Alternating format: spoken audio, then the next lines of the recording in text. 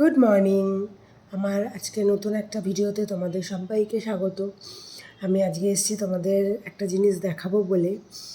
তো তোমাদের মনে আছে আমি লাস্ট একটা ভিডিওতে তোমাদেরকে বলেছিলাম যে দেখিয়েছিলাম যে আমার ব্যালকনিতে একজোড়া কপোতি বাসা বানিয়ে তাদের বাচ্চা মানে ডিম দিয়েছে। তো আজ আমি 3 দিন হলো খেয়াল করলাম যে ডিমগুলো ফুটে বাচ্চা হয়ে গেছে। এত মিষ্টি হয়েছে বাচ্চাগুলো, কুটকুট করে, এত কিউট। তবে আমি মানে একদম ছোট ছিল বলে, সদ্য ডিম মানে ফুটে বেরিয়েছিল বলে আমি ওদের কাছাকাছি খুব একটা যাইনি। তো আজকে নিয়ে মোটামুটি 3-4 দিন হলো, তো আমি এই জন্য ভাবলাম তোমাদেরকে দেখাই। তো চলো তোমাদেরকে দেখাই।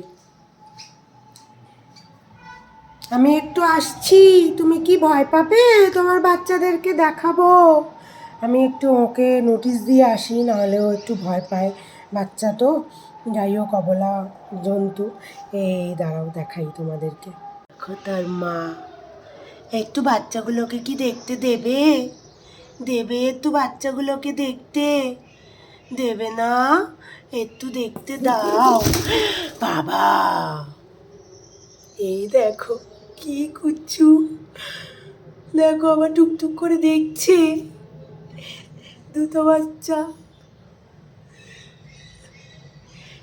একদম পুচকু, দেখেছো কি সুন্দর না? এতদিন যা এক্সপিরিয়েন্স করেছি মোটামুটি সবই চোখের আড়ালে হয়েছে।